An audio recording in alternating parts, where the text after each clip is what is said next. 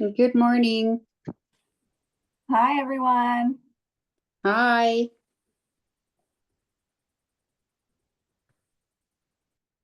We're just going to get started in a moment. Everyone's rolling in.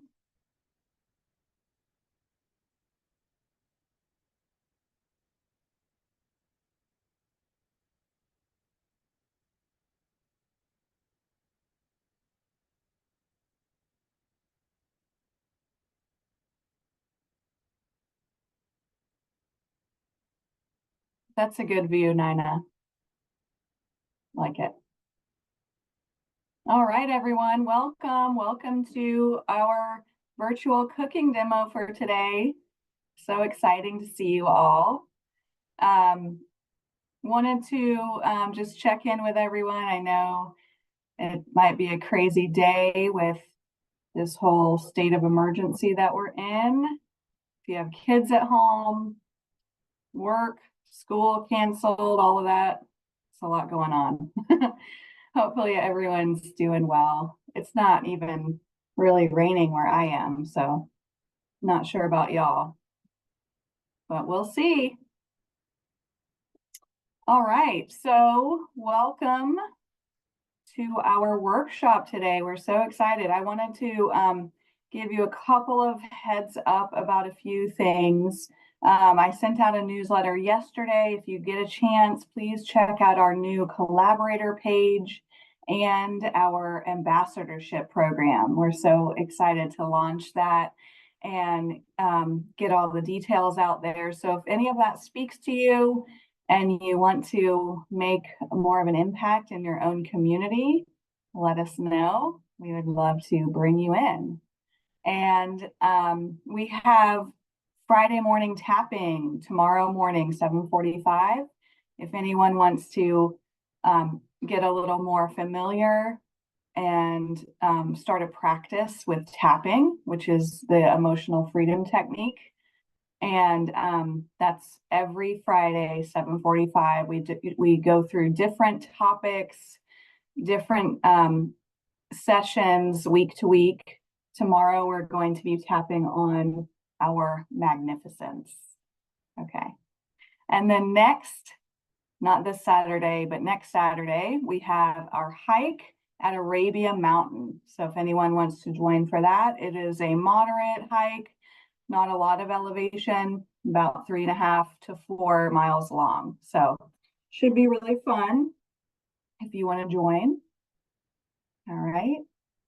Okay, so without further ado, I'm going to dive into our workshop because we only have about an hour and a half together or so.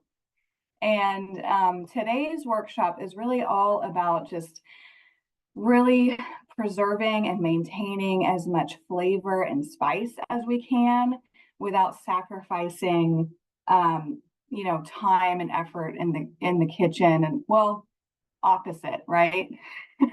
Having maximizing our time and effort in the kitchen without sacrificing the flavor. So Naina, Chef Naina is here with us, who many of you already know from past workshops. She is such a delight to work with. She is the owner and operator of Kesar Kitchen and does so many amazing workshops for us, as well as many, many different places around Atlanta. And she is a master with flavor and spice and really does not hold back when it comes to just diversifying the palate and really coaxing flavors out of different ingredients in really quick and simple ways. So today we're going to be featuring several quick and simple meals that can be prepared in around 30 minutes or less. And hopefully that will leave you feeling inspired and empowered to really just like boost up your weekday meals for yourself and your family, and just have a lot of high quality nutrition with loads of flavor. So if you did not get the recipes that I sent out, I know there are a few last minute registrations. So I'll send that out in our follow-up. So don't worry if you didn't get it. All right. And I'll go ahead and turn it over to Naina. Thank you so much, Chef Naina, for being here today. I know it's a crazy day with our kids home and all that. And you're such a champ for getting in here with us. Appreciate it. Thank you, Robin. Thank you. Like most mums, I had them all morning, and then it was like, okay, now it's mommy's time, and this cooking is my life. So this is actually a break for me rather than work. So hi everyone, thank you so much for being here. Looks like we've got a small, intimate group. Even though more people registered, I completely understand that not everybody can be here. So hopefully people will be able to tune into the recording. So like Robin said, we are maximizing on flavor and minimizing on effort and time as much as possible. Today could not be a better example of having to juggle a million things and still having to get food on the table. So hopefully these recipes will inspire you not just to make these things, but also, like with most of my recipes, extrapolate in different directions and just take elements out of each recipe, and it's quite easy to even simplify further down. So I wanted, as far as possible, to cook in real time so that you guys could see. I've not like pre-measured my spices into little containers like I sometimes do. I've kept the jars on the tray. I'm trying to do everything as from scratch as possible. I can't do it completely from scratch because I have to spend time talking to you guys, but hopefully it will give you a decent idea of kind of how these recipes come together. And you'll hopefully be learning some new techniques as well, which you can take forward with you. So the recipe we're going to be starting with is the eggplant. So today, I think the class was called Global Flavors or Flavors from Around the World. So we have one recipe that focuses on Middle Eastern flavors. We've got one Asian and we've got one Indian. And all using very easy, accessible spices that you can get at your local Kroger or Publix. You don't have to go far. Oh, thank you. Thanks, Robin. Yeah, if you are on Instagram or Facebook or any of those things, I'm on there as well under the same business name, Queso Kitchen. So please follow me, and I announce all my upcoming other events. And it's also a great way to get into contact with me if you want a private class. So we're going to start with the eggplant because that, even though it's a short recipe, is one of the more time-consuming ones. So I just want to go through the recipe. This will be helpful for those of you who have it in front of you, as well as for those of you who don't. We're working with a globe eggplant, just the regular one like this. You can get this anywhere. One tip about choosing eggplants is go for the ones that are lighter, not heavier. So if you are picking an eggplant, obviously you want it to have as few blemishes and dents and things like that as possible, because that also indicates the age of the vegetable. But by and large, if you have two in your hand, you should be able to get a feeling for which one is the heavier of the two. Put that one back and take the lighter one. The lighter one tends to have fewer seeds and will cook faster. Heavier ones have more moisture, so it's going to take longer for that moisture to cook out and for the eggplant to cook down. So this is basically a dip, but it can be used in a number of other ways. I also put it on the base of a plate as a kind of thick sauce, and then I'll put a piece of salmon on top. You can eat it with shrimp. Today I'm going to be showing you how you can use it as a sandwich spread. There's lots of different things. It's not just a dip by any means. So the eggplant is the main feature of it. Then I'm going to bring this tray in front of me so that you guys can see the ingredients. So we've got basic old walnuts, nothing special. You can use broken pieces of walnut. You don't have to use halves, which tend to be more expensive, because it's all going to get blended up in the food processor anyway. So you might want to keep a few walnuts for garnish if you are using this to entertain. So the first thing, so I've got my oven preheating at 325. And the first thing I'm going to do is pop these walnuts on the tray, half a cup. And I'm going to put that into the oven. I've got half a cup of walnuts here. I'm going to put that into the oven and let that toast for 10 minutes.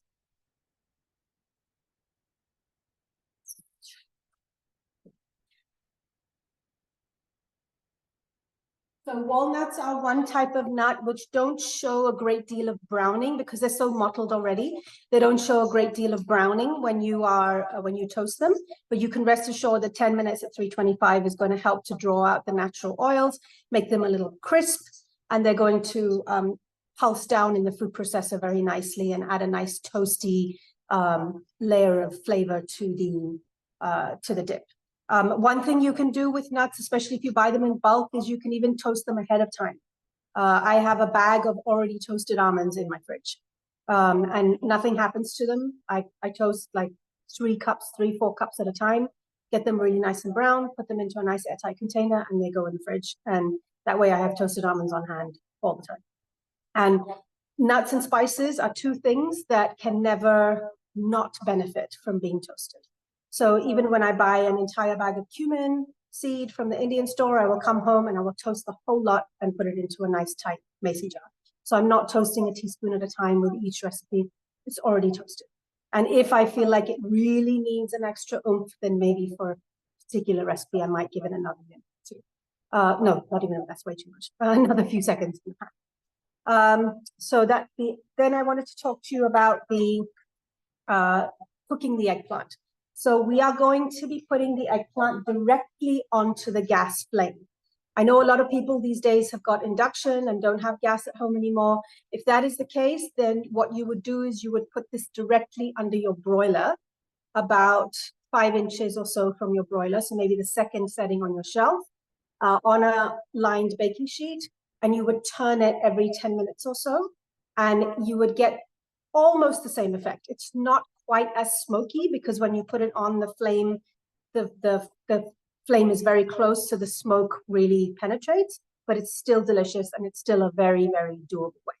So you just kind of pull off these petals up at the top so that they don't scorch, and then you just put the whole thing. So if you are using the oven, you're going to want to use a paring knife to poke holes in 8 or 10 places around the eggplant. If you are doing it on the stove, that's not as important, but in the oven, you do need to do that just to avoid explosion is far too dramatic a word, but they have little pops and it might create a bit of mess. So I want to show you this very cool tool. This is called a cosmatic. Robin, if you want to put that in the chat, Kozmatik, cosmatic. This is a grill plate that comes from Turkey. I have 2 because I'm so devoted to them. And as you can see, they have these slits in them, back and front. And you put these Z, sorry, not C. And this is actually only available, only available at one place in the US right now called Milk Street. The website is 177milkstreet.com. And it's like a cooking school and online store and stuff. They stock it, and actually I think it's 40% off right now. So if you are into grilling peppers, grilling tomatoes, grilling other kinds of vegetables, I do a lot of eggplant. It's in season right now as well. This is a really, really, really good tool to have. You can do poblanos, and instead of having to put it directly on the flame, this plate accommodates like 10 or 12 poblanos at once, 3 big eggplants at once.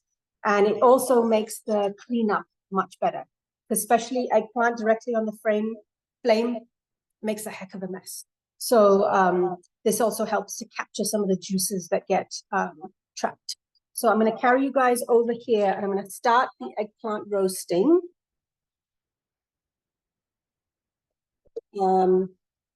Because that's going to take a minute.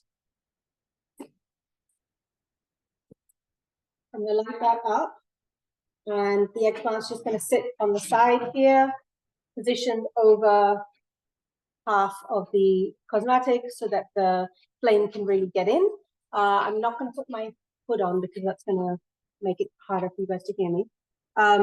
Ideally, I would have it on really, really high, and I would stand here and it would be done in like 5 or 7 minutes. But because I'm going back and forth from the counter to the stove and I'm talking to you and I'm a little bit distracted, I'm going to keep it on medium, medium, high. And I'm going to keep a paring knife close by. Keep that here, because this is the way to test whether your eggplant is done or not. You're going to poke it and up at the neck end, the middle end, and the base. And the knife should just go in like butter without any resistance at all. So that's your way of knowing that it's cooked. We're going to come back. Sorry, I'm not making you guys dizzy. Then the other ingredients that we've got for this recipe are pretty simple. We've got some garlic, we've got some yogurt, some tahini. So I wanted to talk to you guys about tahini. I've spoken about this at various other classes as well. Tahini is basically sesame paste, and it's used a great deal in Middle Eastern cuisine. It's a great way to get protein if you are allergic to nuts. I know a lot of people are allergic to sesame, so this would be out for them. But you're getting tahini very easily at supermarkets and stuff now, but I often will see jars, like glass jars of tahini, where there's like at least 1/3 of the jar is oil, and then the sesame paste is all sunk to the bottom. If you see a jar, or if this has happened to your one at home, and when you turn it over, it doesn't fluidly and easily mix back together, if the sesame has kind of set on the bottom, then you want to then that's pretty much, you're not going to be able to use that. Tahini is supposed to have a very, very liquidy profile. So I'll show you just now. This one I've had for at least a month. So this is the kind of beautiful pouring consistency that tahini should have. When I put the spoon in to this jar, I can feel maybe the bottom 1/2 inch or so is thick and set, but there is no layer of oil on top. Even if there is a layer of oil that's like, maybe a tiny bit, that's fine, as long as you can stir it back through very easily. If you're having to hack at the bottom layer, then unfortunately, you're probably going to have to toss that tahini. And the reason for that is sometimes they say that the tahini has been processed with too much heat. So that can be a problem. So that's our tahini. This brand is called Lebanon, which is very good. And there is another one also called Alkanata, Alkanater. These are the two brands that I kind of switch between depending on what the store has. So both are really good. Then we've got garlic. We've got liquid aminos for our salt seasoning. If you use salt, you can use salt here, but in a measured amount. Then this dip is a Persian version of baba ganoush. So baba ganoush usually uses lemon juice, and if that's what you have, then that works well here. You'll see that in the recipe. We are going to be using pomegranate molasses. Pomegranate molasses is basically just pomegranate juice that has been cooked down to a thicker, kind of syrupy form. It's sort of like a balsamic glaze. It has a very deep fruity flavor. The word molasses is extremely misleading. It is not sweet. It is quite tangy, and it's kind of like the balsamic of the Middle East. So we're going to be using a little of that, and it does darken the color of the dip. So the dip, baba ganoush is usually like a quite light beige. This one comes out a little bit darker. I've got a little bun here to show you how to make the sandwich. We've got some extra virgin olive oil. You will notice that in the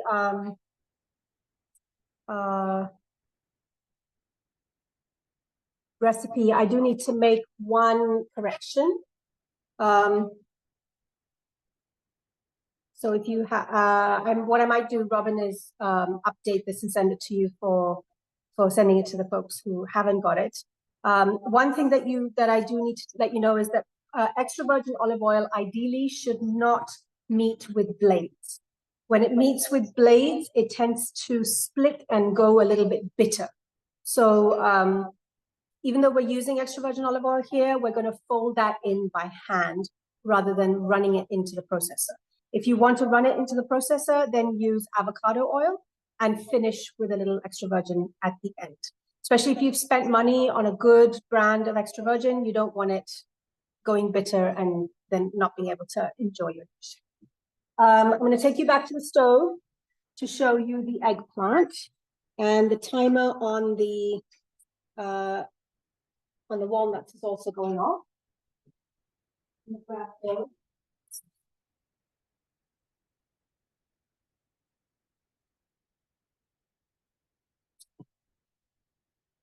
So, like I said, I'm trying to do everything as much in real time as possible. So there's our toasted walnuts. I'm going to show you the eggplant very quickly. Been on that one side now for a few minutes. Grab some tongs. The other nice thing about this plate is that you can use tongs that have silicone ends because you're not making direct contact with the plate. So I'm just going to grab it and I'm going to flip it over. And you can see the marks made by the grill plate. And I'm going to give it a quick test. So the neck end is already really soft. I can feel a little bit of resistance here on the side. So it's definitely done on this one side. And now we need to just give it another few minutes on the other side. And I'm going to get the start on the other parts of the dip to show you guys. So traveling back again.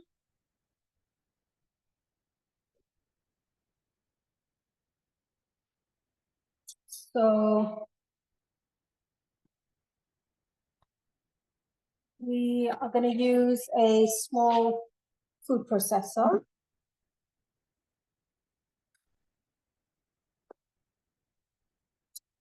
And first things first, we're going to turn the walnuts into a meal.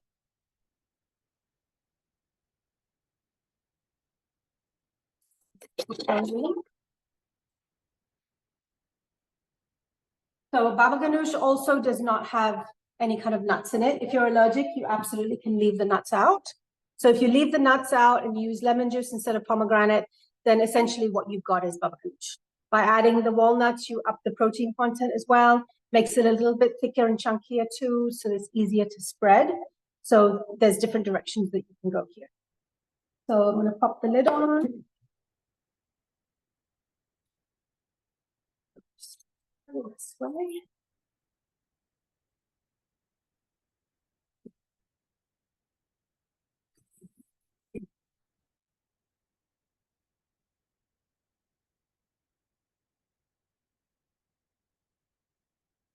Okay. Easy peasy. Right, so it's kind of like a breadcrumby kind of texture. Perfect. And then because the eggplant isn't ready yet, I'm just going to add the garlic and the tahini and the yogurt and some of the other elements, and then we'll put the eggplant in. That's not the order that it says in the recipe, but that just shows you how flexible this recipe is. You don't have, eventually everything ends up.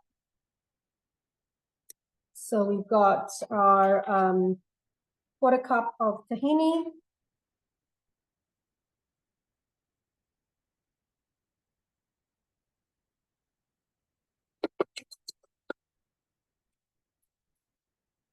I'm going to very roughly chop the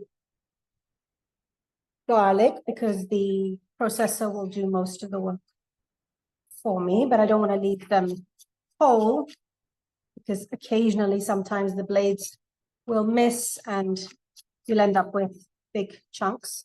If anybody has questions, please feel free. You can interrupt and ask me. You can put it in the chat and Robin can ask, or I'm fine with raising your hand on the online. So I just added the garlic into the food processor.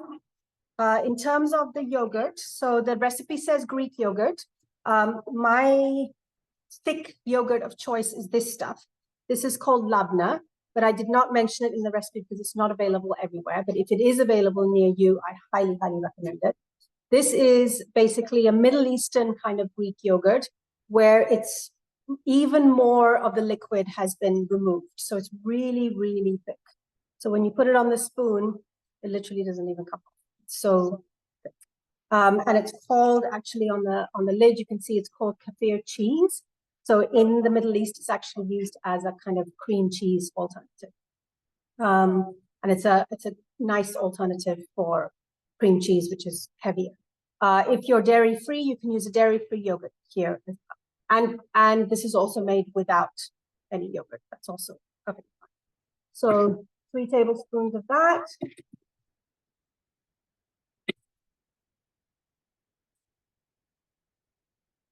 And then we've got our pomegranate molasses. Just 1 tablespoon of that. Again, remembering that lemon juice is fine here. So notice I'm not using measuring spoons or anything.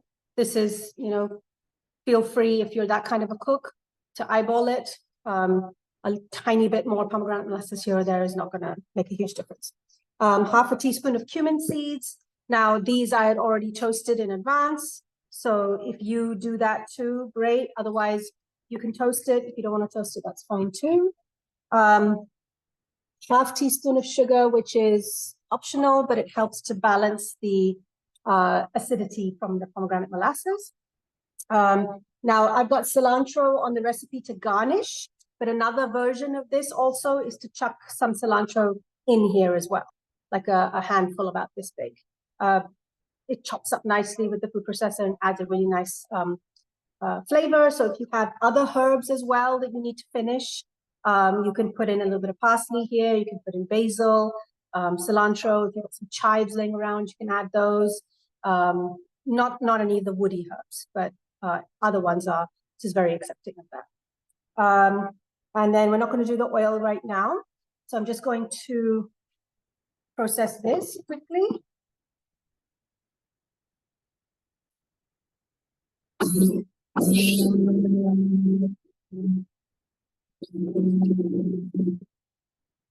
That's got all nicely put together and almost become like a ball of dough. And I'm going to leave that now to the side, and I'm going to show you the eggplant. So off on a trip back to the stove. So there she is. Let's give her a test now. She's been on both sides for about the equal amount of time. And yeah, absolutely no resistance at all. I'm going in from the side as well. The side maybe use another minute or two. So I'm just going to turn her this way. And I don't know if you can see on camera how kind of papery the skin has become. Like I'm sticking the knife directly under the skin here. It's just made like a split there. And notice that there is steam coming out and there is a little bit of juice coming out, but it's all being collected by the plate. So the knife is just popping in and out without any resistance at all. So I'm going to use this same plate, less washing up, and turn it off, and then just transfer it over to this plate. So there it is. I'm hoping you guys, I did want to complete one full recipe at a time, but if it's okay with you, Robin, I'd like to let this cool because it is absolutely crazy hot.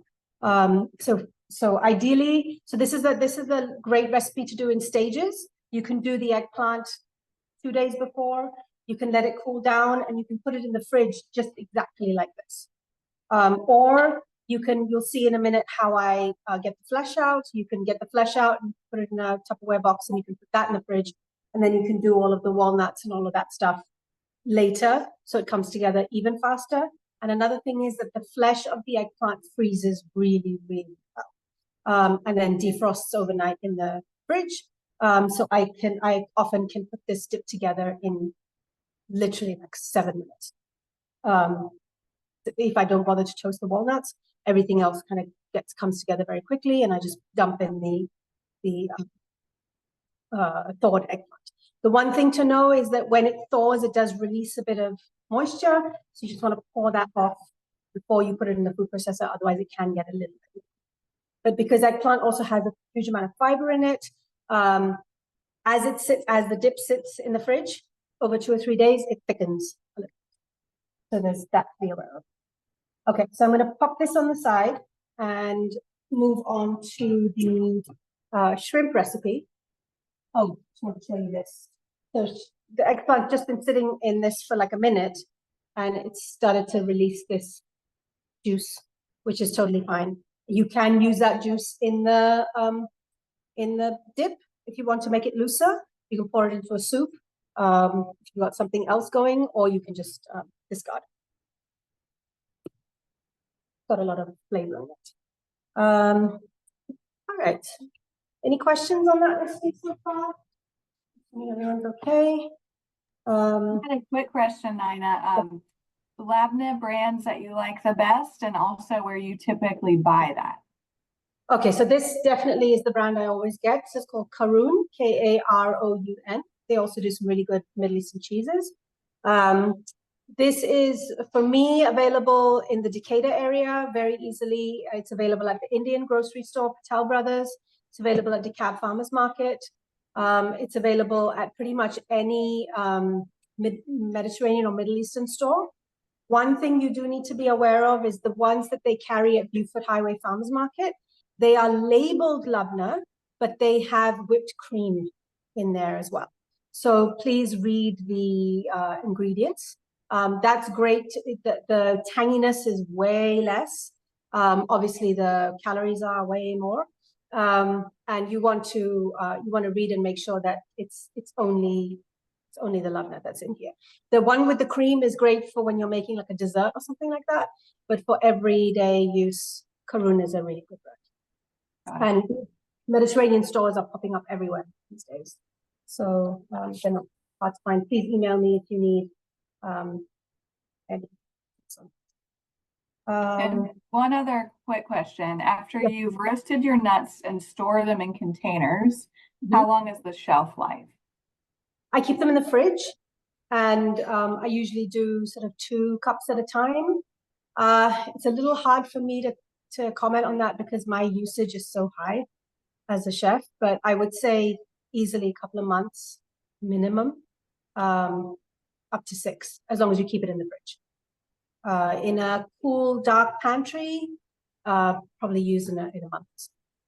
You can also freeze them and it will go even longer, but the toasting effect is definitely lessened with freezing because there's more moisture in that environment. Hope that answers the question. Okay, so we're gonna move to the shrimp recipe. So I'm gonna show you all those ingredients.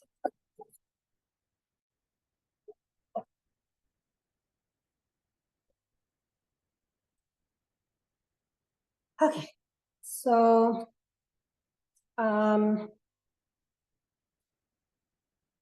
look at this. So here I'm using avocado oil, which is my neutral oil of choice. I like that the best.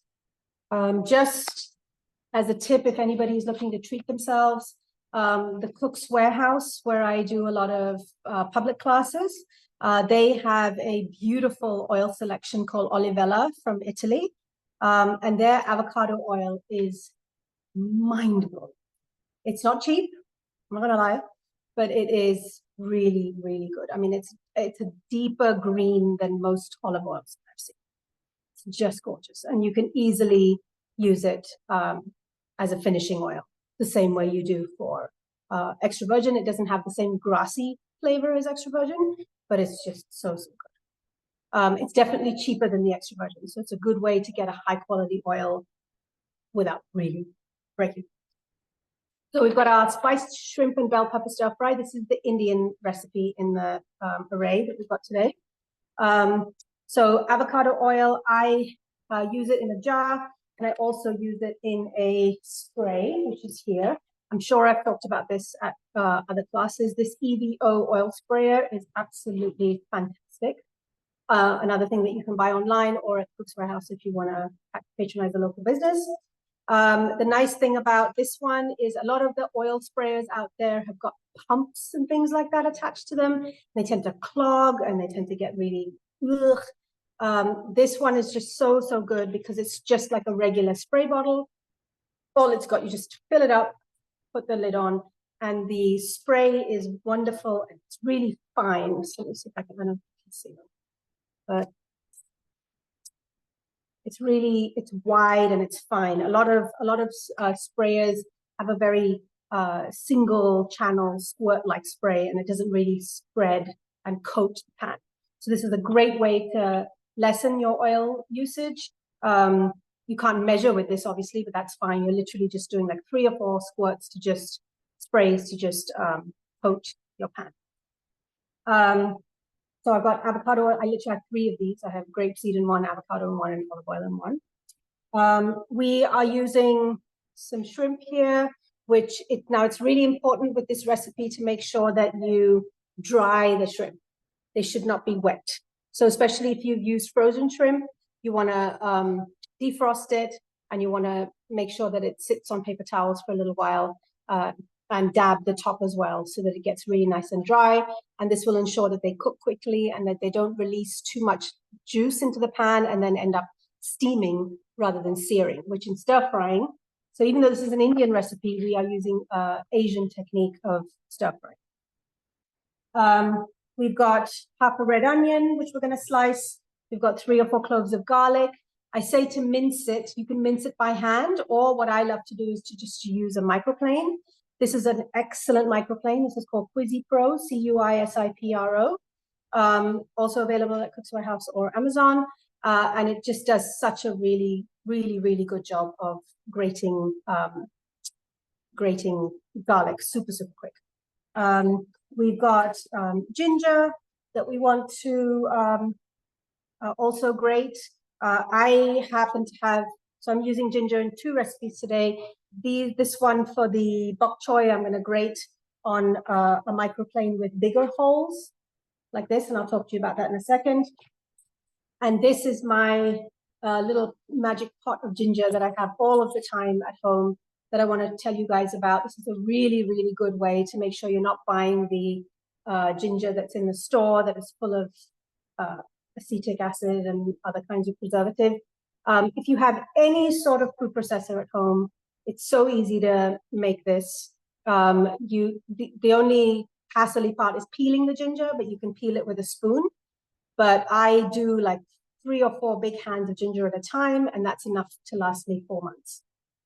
You put it into the food processor, cut into chunks, and you add a little bit of oil. So any kind of, like I use the avocado oil.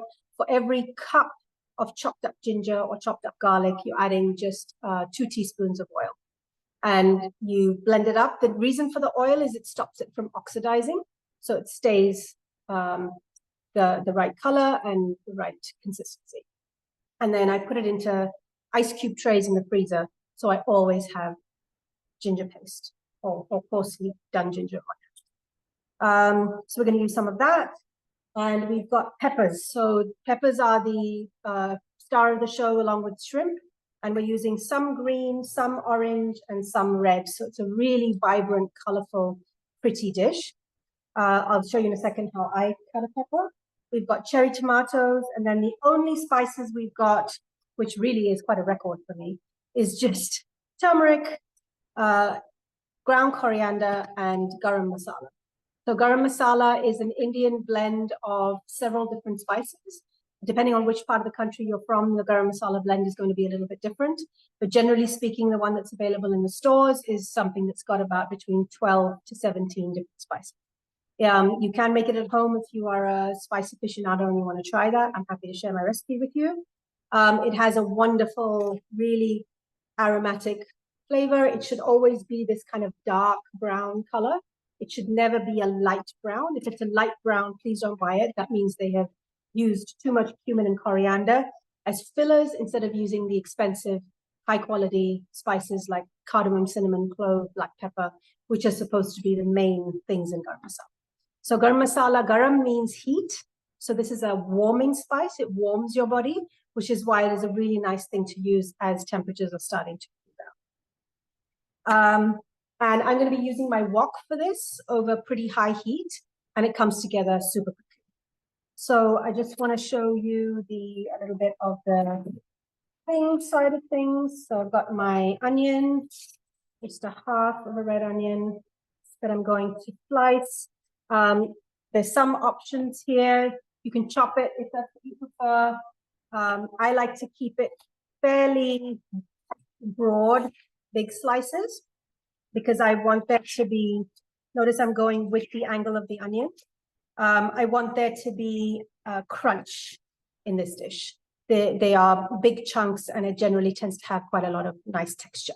So you want to break up the layers of the onion as well to make sure that it spreads throughout the dish nice and easily and evenly.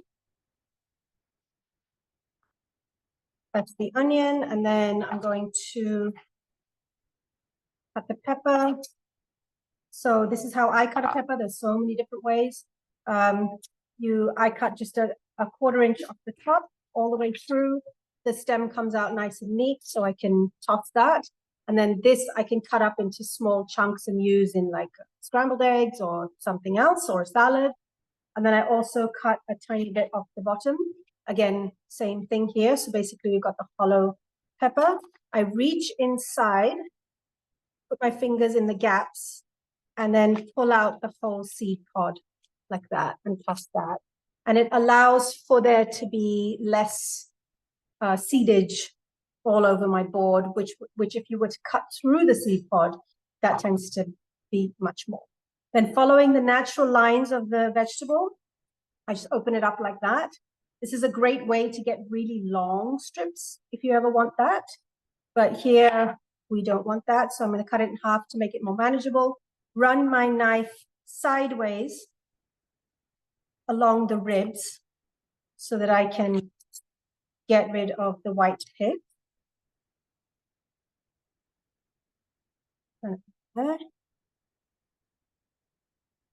And then I'm cutting it in half. And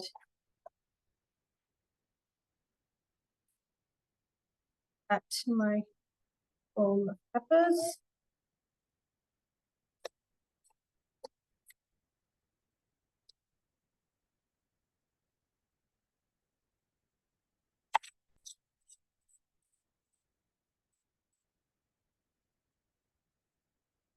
And here, of course, because I'm on camera, I'm being a bit of a perfectionist. Oh, I knew somebody was going to ask me that. Knives are a touchy topic with me, only because I tend to be the laughing stock of the chef community.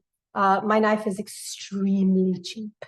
I do not use any kind of fancy brands, despite the fact that I have been through that whole cycle and spent hundreds and hundreds on knives, ended up leaving them behind at events and stuff, and just been in total panic. This is the Kiwi brand knife from Thailand, and I kid you not. Most people are very shocked. It's extremely light, very, very, very light. And I have very small hands. So if you have small hands, this is a perfect knife for people with small hands, because the larger, heavier knives tend to make you hoik your shoulder up when you're working with them. The other thing that I really like about it is the angle of the blade, the way it goes up at the top, which is different from other Santokus that I've come across. So you're able to get that rocking motion very quickly. It's a great knife to practice on as well. And I think I probably have about 6 in my kitchen. And the nice thing about it is that it is so easily replaceable. If I leave it behind at an event, I'm not, panicking. And it's the shape of the handle also makes it very easy. So that's the knife. Okay, what else do I prep for this recipe? Yeah, I think that. Oh, I have to grate the butter. So you just hold your microplane against the board, and you go from the non-stem end to the stem end. And when you get down to the end, you just use the side of your thumb, and literally that's all that you have to toss. So I am a garlic fiend, so I'm using 4. Oh, here comes the rain. But if you want to use less, you can use 1, 2, anything you like.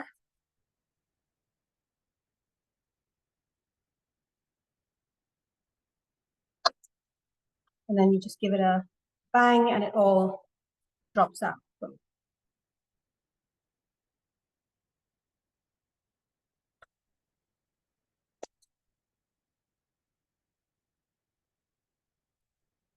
So that's the garlic. And now I'm going to take you guys back over to the stove and we're going to put this lovely stir fry together.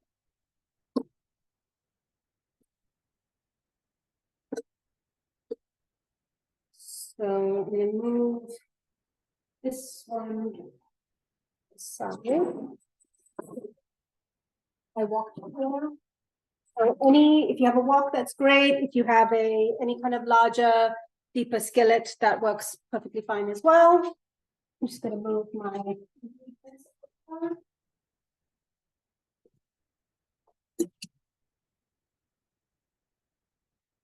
So using the oil spray, just, oh, it's not very full.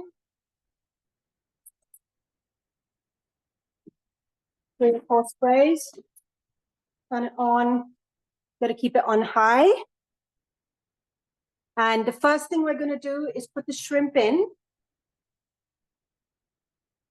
And we're going to give those a toss and we're going to kind of cook them about 80% of the way through. Take them out and then add them back in later in the recipe.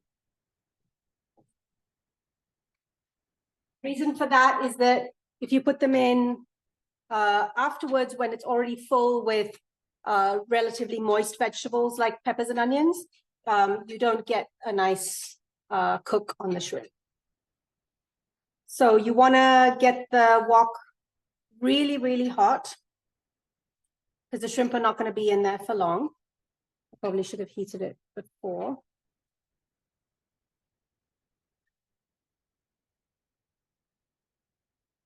Okay. I can see the oil starting to move down from the sides onto the base of the pan, and it's starting to become runny and shiny, which is what you want. So there's maybe about a teaspoon of oil in here, probably less, maybe half a teaspoon. I can see a bit of smoking. In goes the shrimp. That lovely sizzle.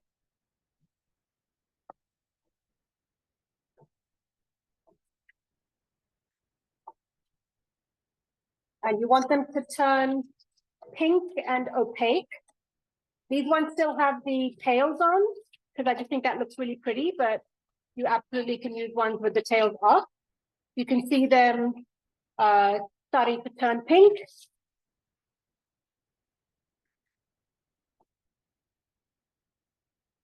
Almost there. Don't worry if there's a little sticking, because there's going to be more ingredients going in a minute that will pick all of that up.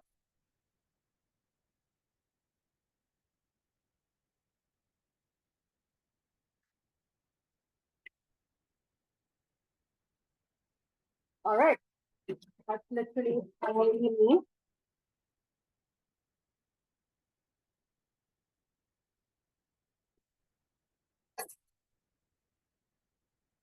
And these just go straight in here.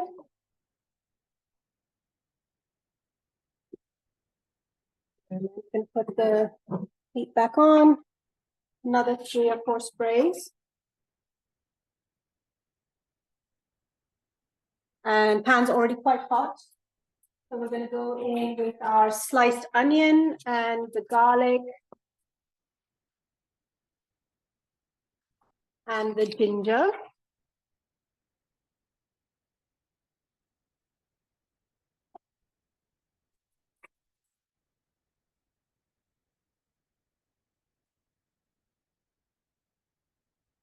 Barely, just like a minute and a half or so.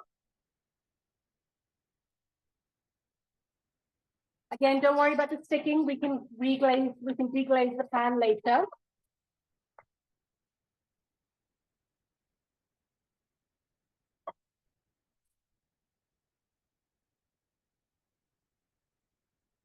So notice that I'm not giving it any time to sit in the pan. And then in with all our bell peppers. These will release some moisture and help to pick up all that stuff on the bottom of the pan. Cherry tomatoes.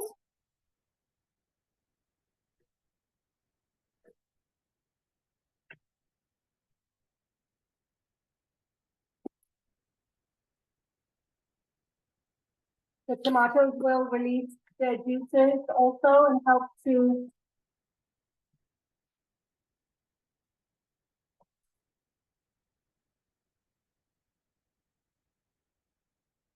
so I'm going to add just a touch of water, like a tablespoon, just to help clean off all that stuff on the bottom.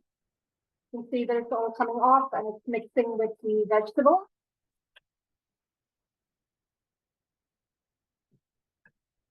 And honestly, how much you cook this now is up to you. You could stop here. They've still got a lot of crunch and a lot of vibrancy. You could cook them down a bit more if you want the textures to be softer. But this is where this dish is really quite forgiving and easy. So all of that stuff that was stuck at the bottom has come off. The little bit of steam that was generated by the water is helping to cook the vegetable. And then in we go back with the shrimp that we cooked earlier. Shrimp needs about 3 minutes. So it's already had about 1.5 minutes. And now we're going to add our seasonings and spices. So little dash of the liquid aminos. Oops. It's new, so I just need to open it.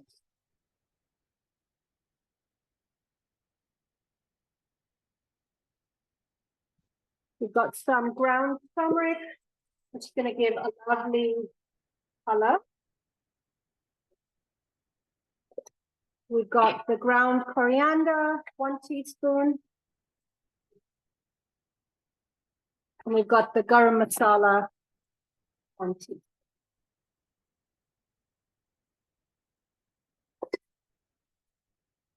Still over high heat. Promise you the shrimp at this point will be cooked.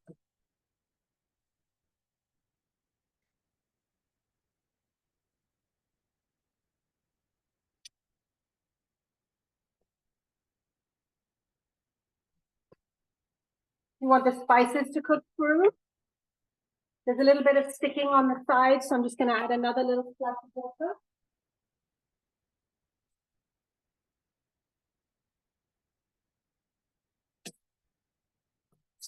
And this is the point at which you could add like 1/2 cup or so of coconut milk.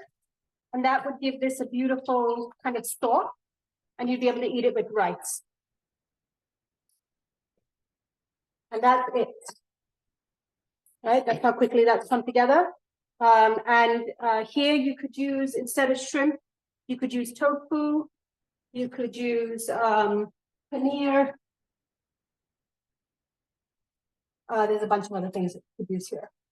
So that's the gorgeous shrimp. I'm gonna put that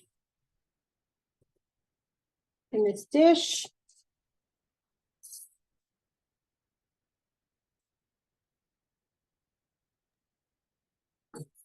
Quick question, Naina, while you're doing that. Peggy asked, when you're making your ginger paste, do you fold it into the oil after or during the food processor? So just put everything in the food processor. You put your ginger chunks or your garlic pieces. If you're doing this with garlic, you can just buy the ready peeled garlic from the store, which is what all restaurants and chefs do. And then you pour the oil in over the top of it. It's literally, it's like 2 teaspoons per cup of ginger or garlic, and then process it all together. So this gets garnished with a little bit of fresh cilantro, which is my herb of choice, but you absolutely can use parsley as well.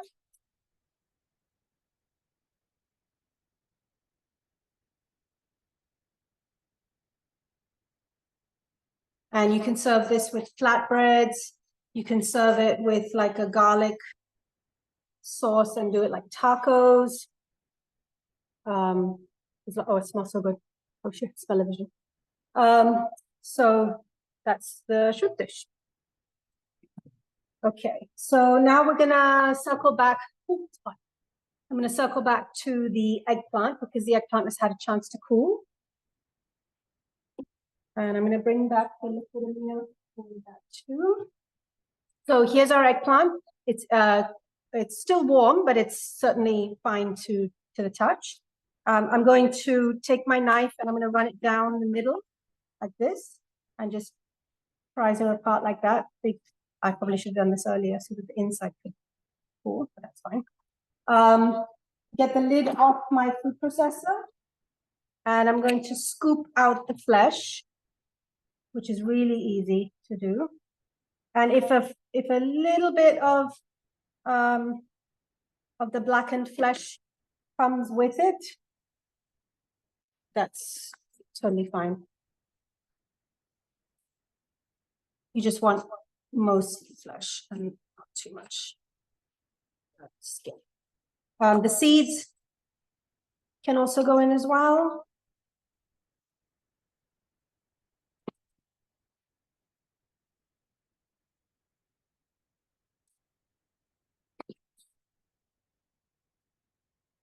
So you go right up into the neck and use a small spoon to scrape out the fish. You can use your fingers to pull off some of the skin too. Some people prefer not to cut it open and use a spoon. They just peel the skin off with their fingers and then just use the whole part.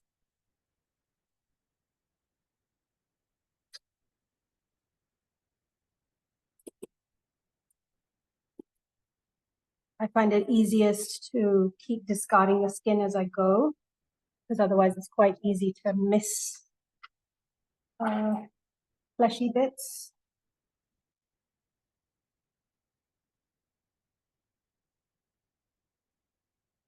Skip there, that's just coming off.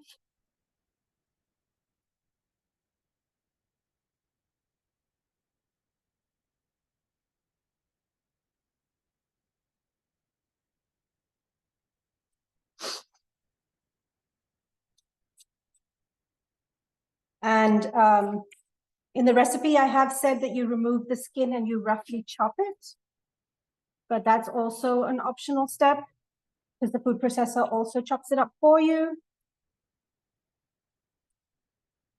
But if you're wanting a particularly smooth texture without having to work the food processor much, then you can go through the extra step of roughly chopping it by hand before you cook. Okay, so there's the remnants.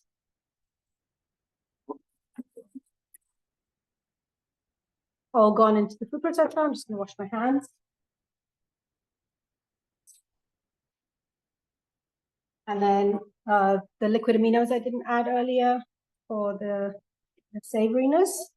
And then remembering not to put the olive oil in right now.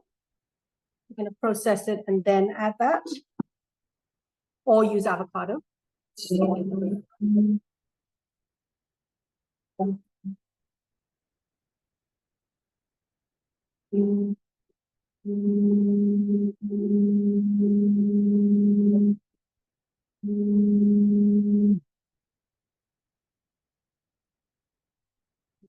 so that's the dip. Oh, it smells so good. I'm gonna place that. Do a little more seasoning. The pomegranate molasses just gives this really deep acidity as opposed to lemon juice, which is a lot brighter.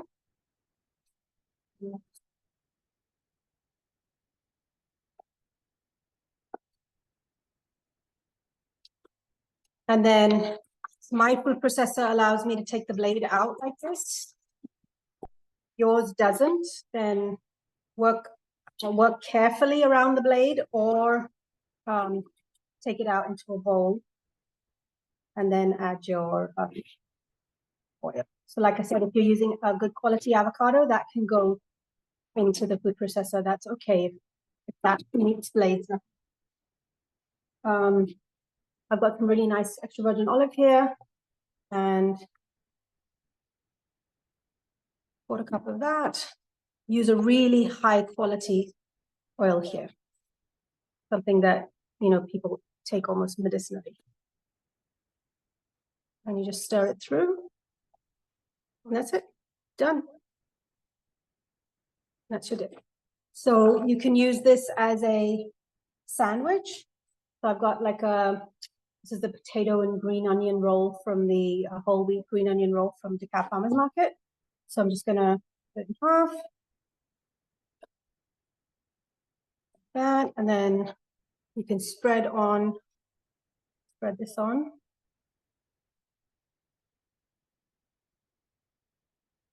And I've got this leftover red pepper, which is a really nice combination with eggplant. You can also use roasted red pepper if you have that from a jar or something that you've made at home. Other things that you can add to this are things like olives, sliced olives. And then I like to eat cilantro like a green, almost like lettuce. Try it, it's really amazing. So it doesn't have to only just be a sprinkle on top. So this in half. Oops. Like a little Mediterranean roll type thing.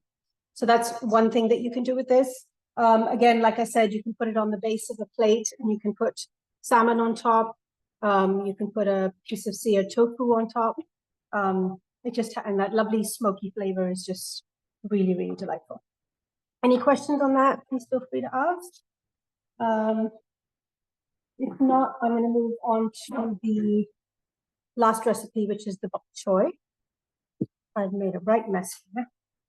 I'm just gonna maybe clean up just a touch so that I don't cause a fire or something.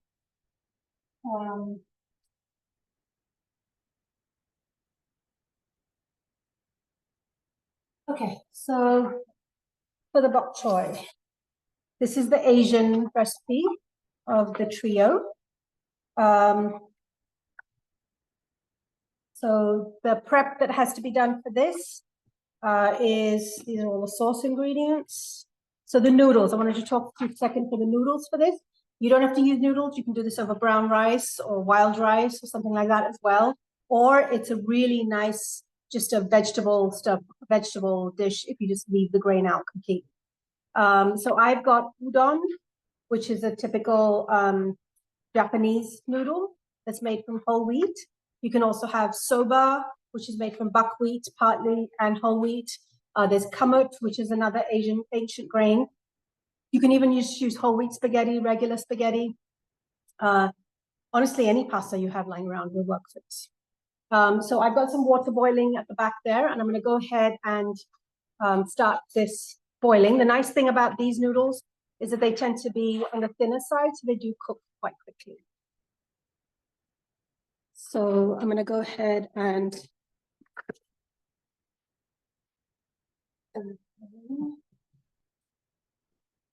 just break them in half.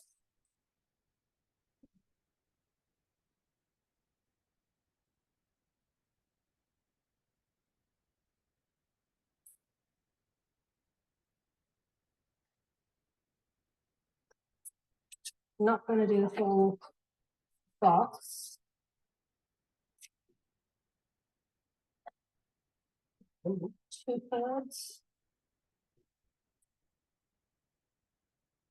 So make sure that you stir that so that it doesn't clump together. That cook away for about 8 minutes while I do the rest of the dish. So medium high. All right. Here again, I'm going to take you through the rest of the ingredients. So we've got baby bok choy. So this is now becoming available in more and more places, but certainly even the regular supermarkets have got the big bok choy, and you absolutely can do this with the big one. It's just that then after it's done, you would cut it up into smaller chunks. I like the baby ones. They tend to be a little bit sweeter. So these have been washed and dried in a salad spinner. So salad spinners can be used for so much more than lettuce. I have cleaned the mushrooms in it. I've cleaned this in it. I use it for cilantro, parsley, or basically all my bundled herbs that I bring home are cleaned in the salad spinner, as well as just regular salad. And it's just done whole. I put the whole salad spinner in the sink. I pop this in. I fill it up with water. I keep kind of pushing it under the water and agitating it a little bit. Pour it out. Do that a second time. Pour it out, and then spin it dry. So the way that this dish works is that the bok choy is seared, and I don't know if you've come across bok choy cooked this way, but it really is pretty much the only way that I cook it. I find that boiling this kind of cabbage just leads to a really uninteresting kind of result. By searing it with just the barest touch of oil, again with the sprayer, so you're just using very little, and nice high heat, you get lots of lovely caramelization on the cut side of the bok choy, and that is just so much flavor, which is why you really don't need much. There's not much happening in this recipe, and a lot of the flavor is coming from the technique rather than from the ingredients. Searing is such a good technique to master. So I'm going to move this aside and show you how to prepare the bok choy. So we've just got the whole thing like that, and you can either cut it along this axis or along this axis. It really doesn't matter. I prefer to do it along this one because then I get even wider, more surface area. So you don't take the bottom off or anything, you leave it intact, and you're cutting it just straight down the middle like that into two perfect halves, right? And this is the point at which I pause and just look at this. I mean, look at that. Look at that happens. I mean, nature is something. So I'm going to do that with all of these.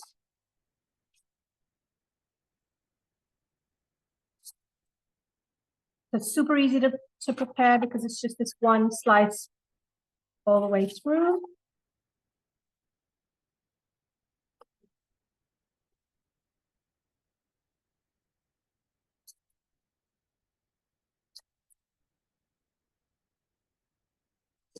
That's it. Okay. They're all done. Go back in the bowl. Then I've got to grate some ginger. So for this, I could use my ginger paste that I already have, but I wanted to show you that when you grate entire chunks of ginger, please don't use this kind of microplane or the ones with the really small holes, because it will work, but the fibers are going to get caught. So if you can use one like this, or you can use the larger holes on a box grater, that works as well. And by using a larger grate,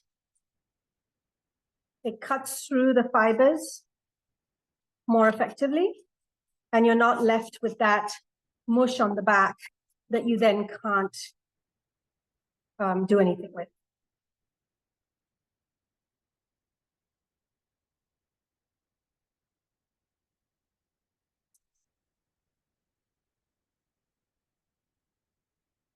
So for those of you who aren't going to make the paste, use the larger holes on your grater.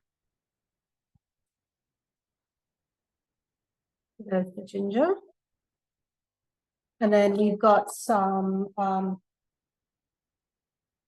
nice thing about this is it's just ginger, no garlic, but you can also put garlic if you want to.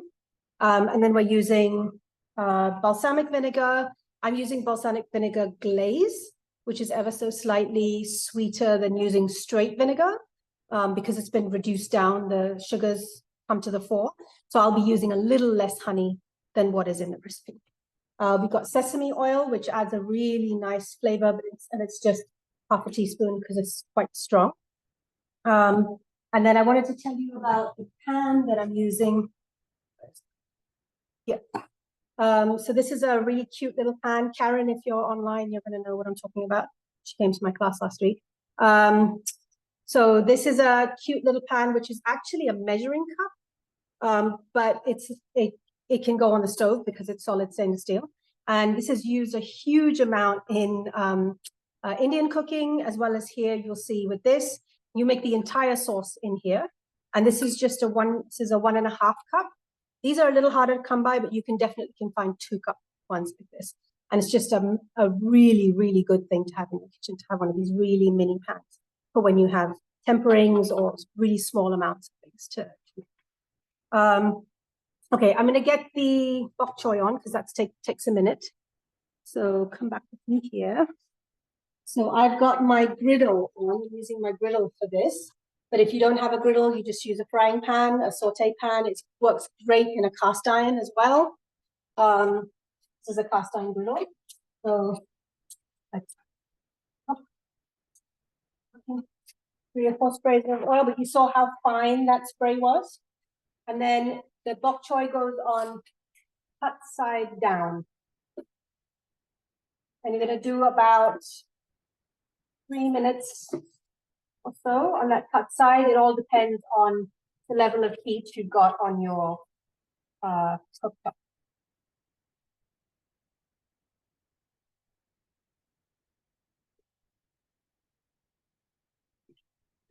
So if you're okay with salt, you would put a little bit of salt on here now. But since we're using liquid aminos, we're going to wait to season it later.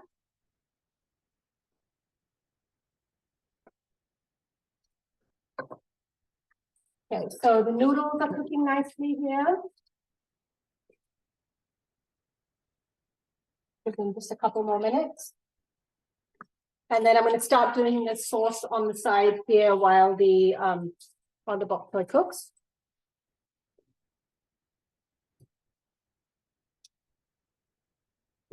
And with the bok choy, it looks like nothing's happening, nothing's happening, nothing's happening, and then all of a sudden the color catches. So I'm going to bring over my little pan. The other nice thing about this pan is that even though this is the biggest eye on my stove, and it's so small, but it still sits quite steadily on there because it's heavy. So it's quite a steady little number. Okay. Nice thing about the sauce is that you're basically dumping all of the ingredients in that pan and just bringing it to the boil. So we've got 2 tablespoons of ginger grated.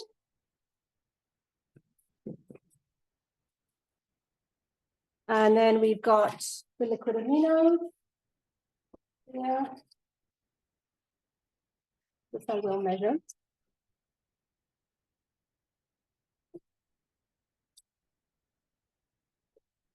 And this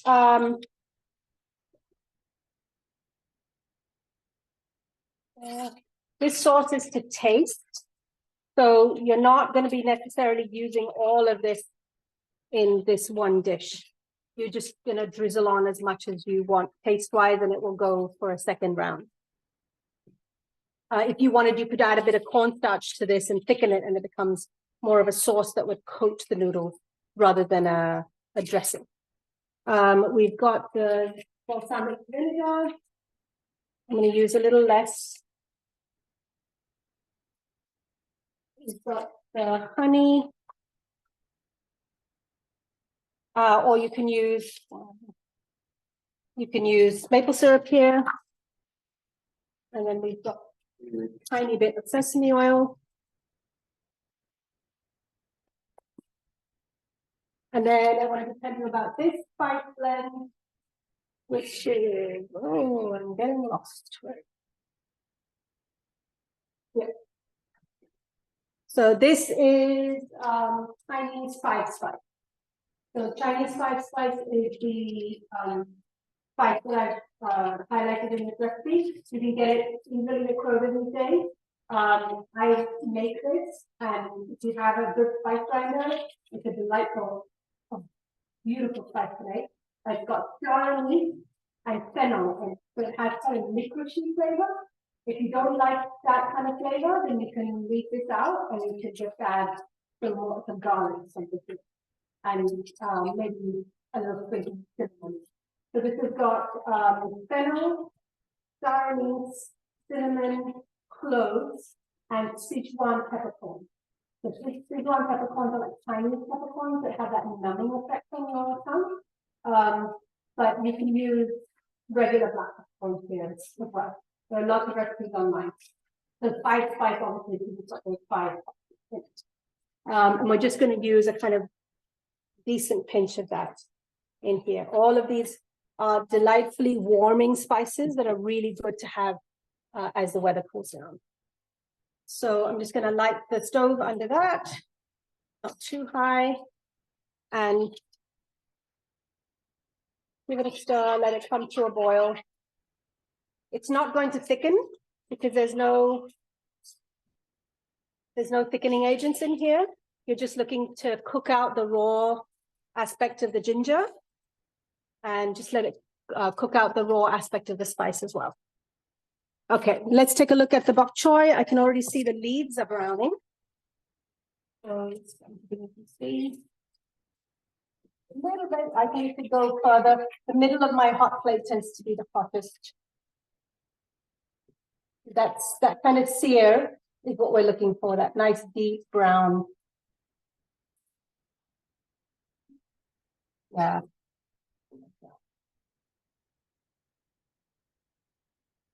On the top side.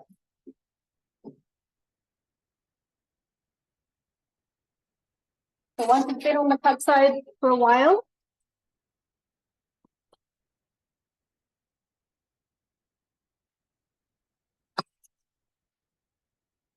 then you can just kind of turn it over, toss it around.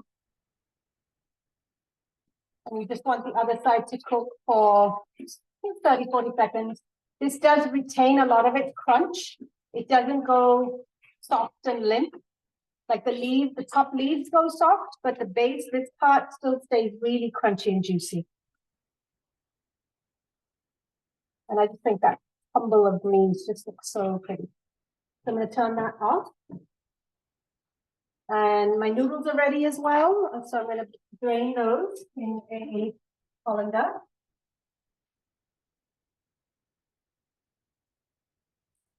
Sorry, I just off camera for a second.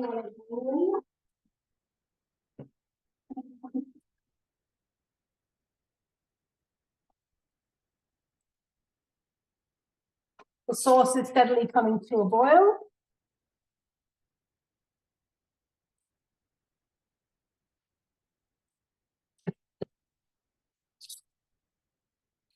And I'm going to throw these mushrooms on here as well. Sorry, I didn't cover that.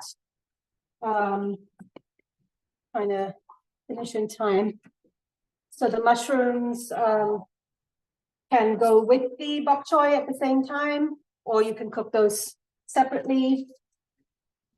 We're just using chestnut mushrooms. They don't take long at all to cook.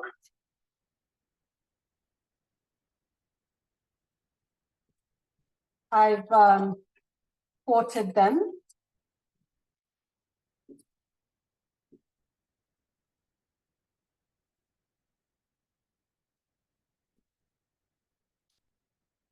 You can use any kind of mushrooms you want here. And now you can either leave the bok choy whole, or you can cut it up into big chunks, which I do to mix so that it mixes well with the noodles. So notice that our sauce is coming to a nice boil. Oh, it smells really wonderful. Let me give that a little mix. So it just needs to boil for about 30 seconds to a minute. And this again is something you can do way in advance and cool it off. You can double, triple this recipe, cool it off nicely, put it in a mason jar and just put it in your fridge. And then a kind of easy Asian dressing is accessible to you at any time. You can drizzle it onto a cold salad as a dressing. You can drizzle it on hot things like this and just get that instant Asian kind of kick without any preservatives or anything like that.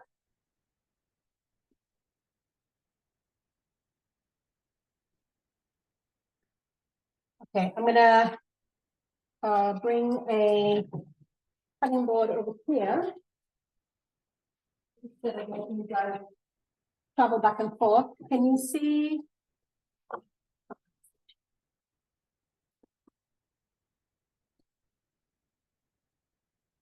Like just take the bok choy and then on an angle or any way you want, just chop it up. Chop it up into big chunks. Or you can leave it whole. It does definitely look a lot prettier, but it is a little more unwieldy to eat.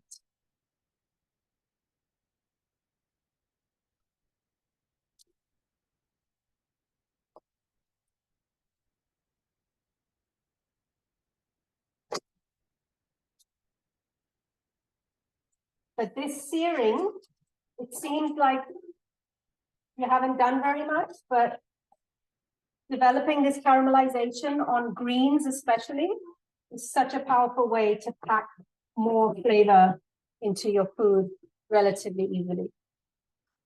So I'm not going to do all of them. I'm just going to do one serving's worth. We've got our bowl here. I'm going to put in some noodles.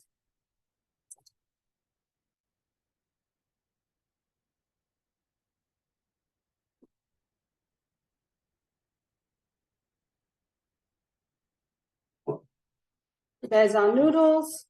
And I'm going to go ahead and add these lovely greens to them.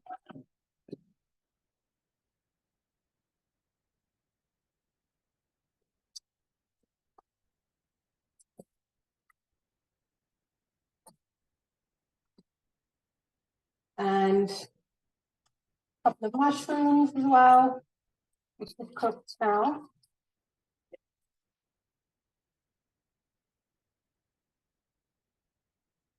And I'm going to use a couple of spoons to just toss this together, like, almost like a salad. It's running out of space over here. So I didn't include red peppers in this because there were red peppers in the other dish, but red peppers are also a really nice addition to this dish.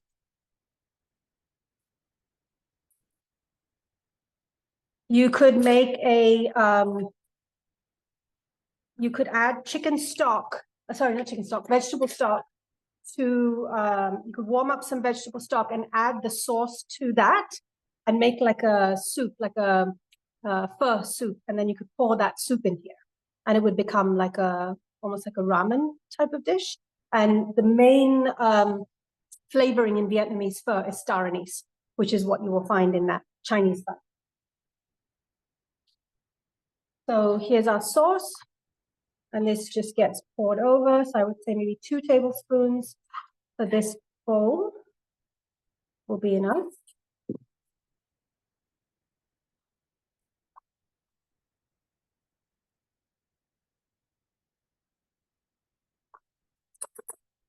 And then we've got some scallions and some cilantro, which is a lovely addition to any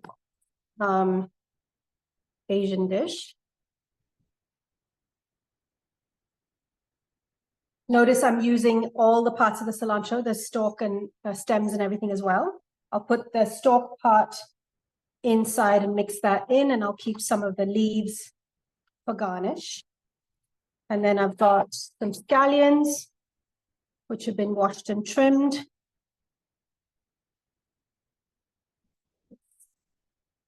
And then you can cut that at an angle. You just angle your knife to the left if you're right-handed and to the right if you're left-handed, and cut on a slant.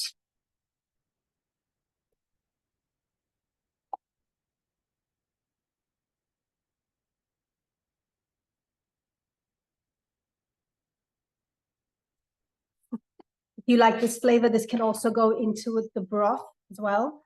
So I'm going to toss some of this through the noodles.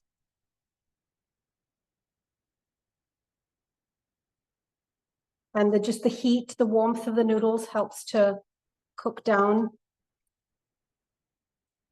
the onion, and then just a little bit more green on top. And that's your noodle dish ready. So I think 2 tablespoons of the sauce is enough, but you can taste it and you can add a little bit more if you want to. So moving this mess out the way, we've got our shrimp, our noodles, and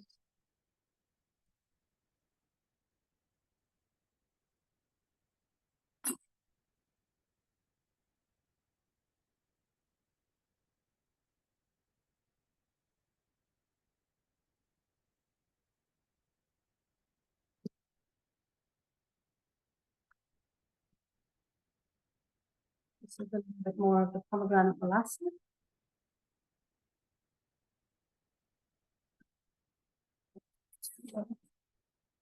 Walnuts top.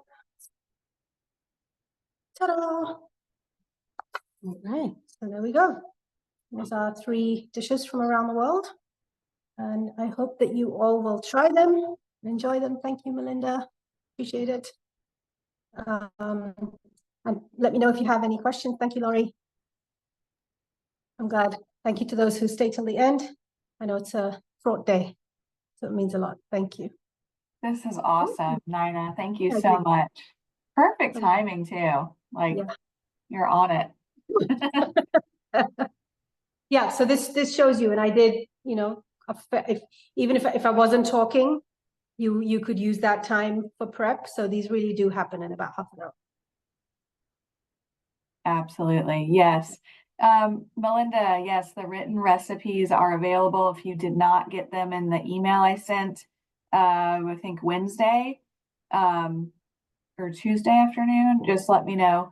But I'm actually going to resend them out to everyone after this, just so everyone has them. Okay, so Robin, just hold off on that for a second. I will update the eggplant recipe to make sure that it reflects the fact that you shouldn't put the olive oil into the food processor, and I'll send you that and if you can. Okay, perfect. Yeah. All right. Well, great. This is beautiful. I hope everyone is feeling inspired and ready to try some of these out and incorporate them into your busy weeks. It seems definitely simple and easy enough to take on. So I'm excited. Thank you so much. Don't be scared of spices. They are the doorway to flavor. Absolutely. And I did put Naina's website at the top of the chat. I'm gonna just go ahead and put it at the bottom again so it's fresh. If anyone wants to check her out, she has some upcoming workshops that she does all over town. One is Cook's Warehouse, which a lot of folks are familiar with. All right. If anyone has any last minute questions, feel free to throw them into the chat. Otherwise, you're welcome to email us. And Chef Naina will be back again soon. We gotta figure that out. Lovely. All Thank right, you. guys. I hope everyone stays safe tonight, tomorrow, and Seems to have calmed down again over here. yeah. And if you have all the ingredients for this, you can meal prep for Armageddon, right? I feel sorry for the Florida people. All right. I hope everyone has a wonderful evening, and we'll see you soon. Thanks. Thank you so much, Chef Naina. This was such a pleasure. We really appreciate you. Likewise.